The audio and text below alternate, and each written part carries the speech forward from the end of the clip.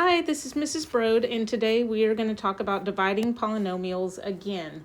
So the first few questions are about dividing polynomials, and then we do have a lot of review. Remember, all of the review leads to the end of course exam in May that will cover the entire year. So we want to make sure we don't forget the things we learned in the first semester.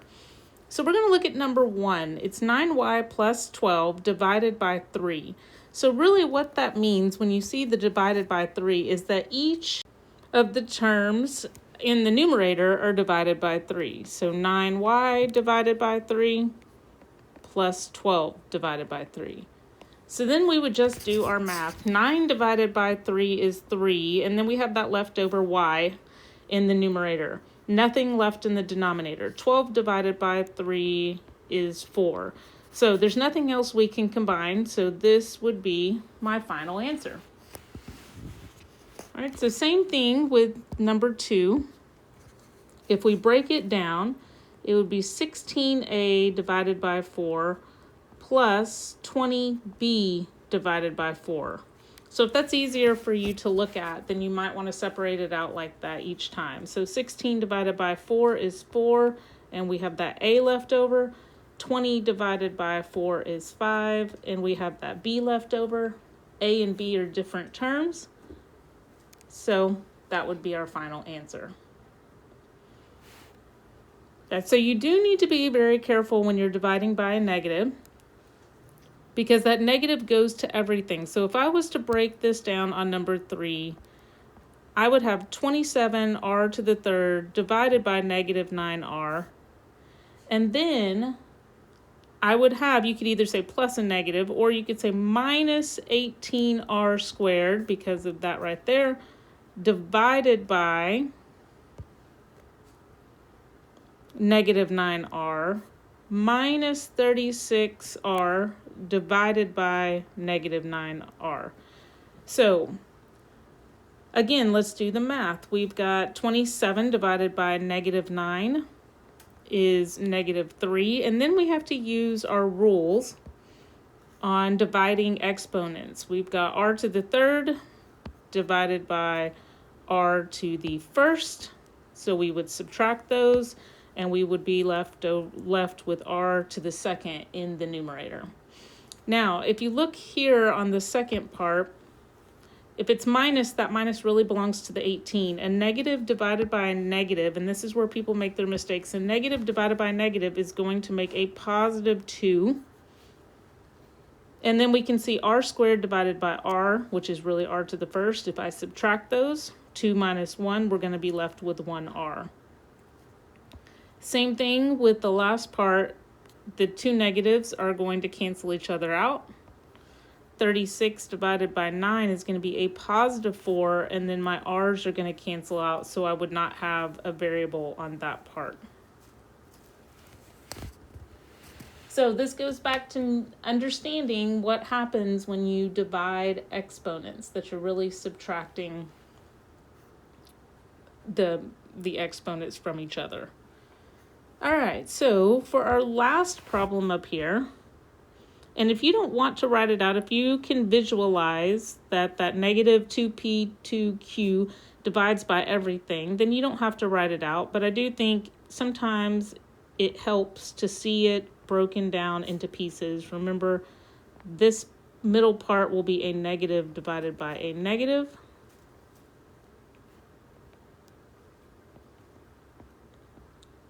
And then we've got a positive divided by a negative. All right, so let's look at what happens. 12 divided by negative 2, that's going to be negative 6. P to the fourth divided by p to the second. 4 minus 2 is going to leave 2 p's in the numerator. Q divided by q is going to completely cancel out, so we won't have any q's in that first part. All right, so for our middle section, negative divided by a negative is going to make a positive. 18 divided by 2 is going to make 9. P to the third divided by p to the second, 3 minus 2 leaves 1p. q to the second divided by q, which would be q to the first.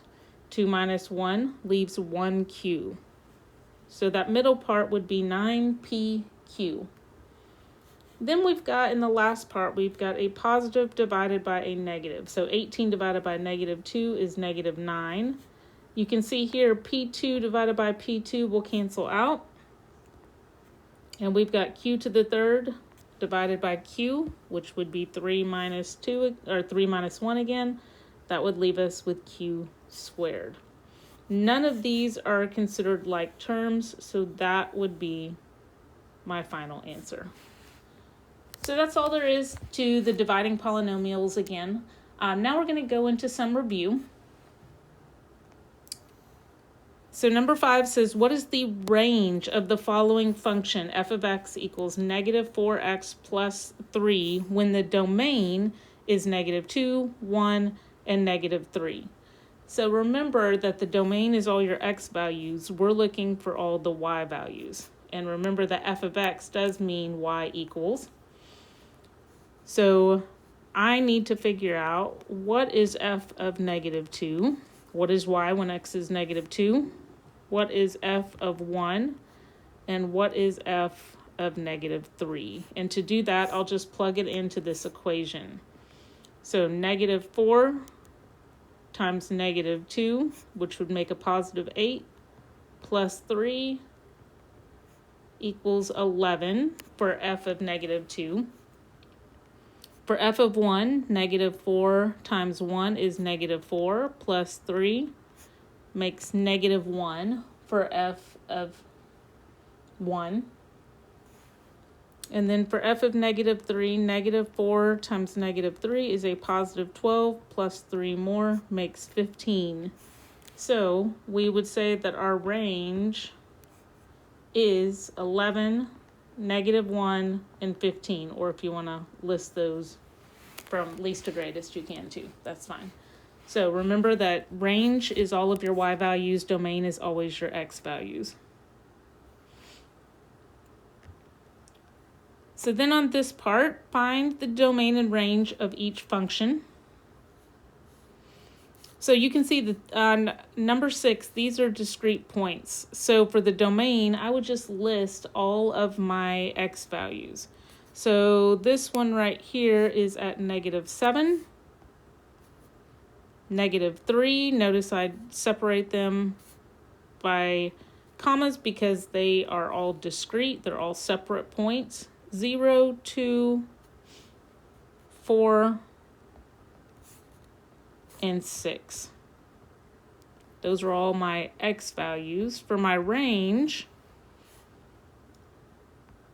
all 3 of these are at y equals 2, so I don't need to list 2, 2, 2. I can list them separately. Then this one right here is at y equals 3, y equals 4, and y equals 5. Remember that it's the x values that determine if it's a function, and none of the x values repeat, so it's definitely a function.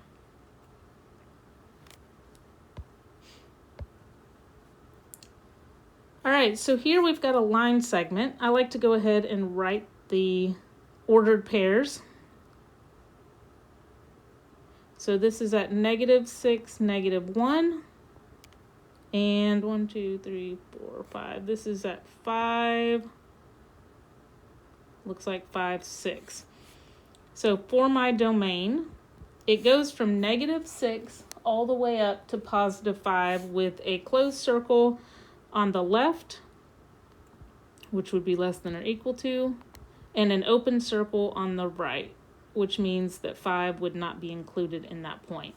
You could also write this in interval notation with a bracket at the negative 6, comma 5, and a parentheses at the 5 to show an open circle. For the range, my range is my y values, and it goes from negative 1 up to 6. Negative 1 is included in that point. Positive 6 is not included in that point. Or in interval notation, bracket negative 1, comma 6, parentheses. And that's it for that one.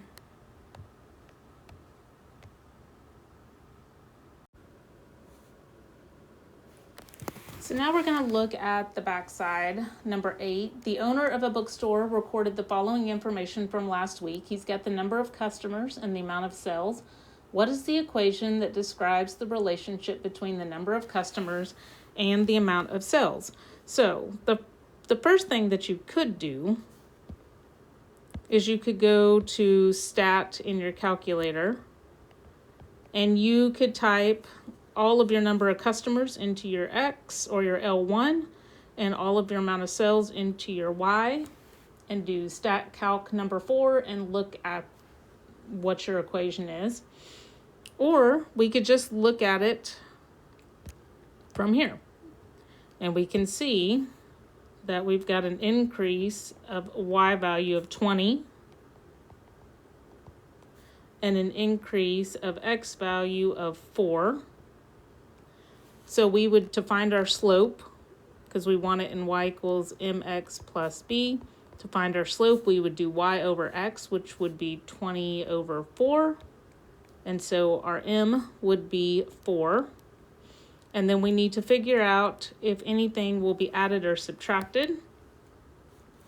And so we could pick one of these numbers. I'm going to pick 9 to plug in for X. So 4 times 9 is 36. We need to get to 66. The only way to do that is to add 30. So that is our equation for that one.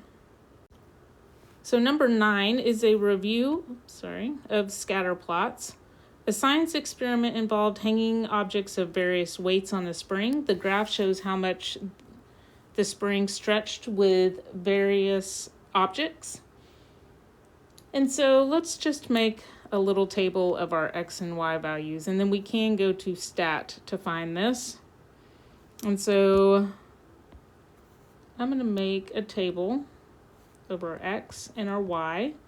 So when X is 1, Y is 3. When X is 2, we kind of have to make an estimate here. I'm going to say 3.8. You might say 3.9. That's where we might get a little bit different answer. When X is 3, Y looks to be exactly 4. When X is 5, Y is slightly above the 5. So I might say 5.2. You might say 5.1. When X is 6, it looks almost to be the center. I might say 7.4. You might say something else. So this is why we might not get exactly the same, because that's an estimate. When X is 9, I'm going to say 8.8. Okay, so all of those with the stars on it, those are estimates. I am going to go to stat in my calculator, stat edit, and I am going to enter all my X's into my L1 and all of my Y's into my L2. And then I'm going to do stat calc number 4, and I'm going to see that it's not a very pretty number. So I'm going to round that number to 4 decimal places. So for mine, using my numbers, I get 0.7538, and that would be X plus 2.1. Now, if you estimated a little bit different on any of these with the asterisks, you might get a slightly different answer, and that is completely okay as long as it's pretty close to the equation that I got. Remember that scatter plots are not perfect. They are based on predictions, okay? So it's not a perfect world. But this last question says, based on this information, what is the best prediction of the length of a spring with a 10-ounce object? So 10 ounces is my X. I am looking for my Y. So I would just plug in 10 into the equation that I got above. So I'm going to use my equation. You can use yours. And I am going to get 9.67. So the best prediction, maybe you want to round it to the nearest whole number or to the nearest tenth. It doesn't matter if you're going to round it to the nearest whole number. You could say that if you had a 10-ounce object, then the length of the spring would be about 10 inches. Or so we could say it's like 9.7 inches, or if it specifically said round to the nearest whole number, we could say it was 10 inches. All right, and that's it for today.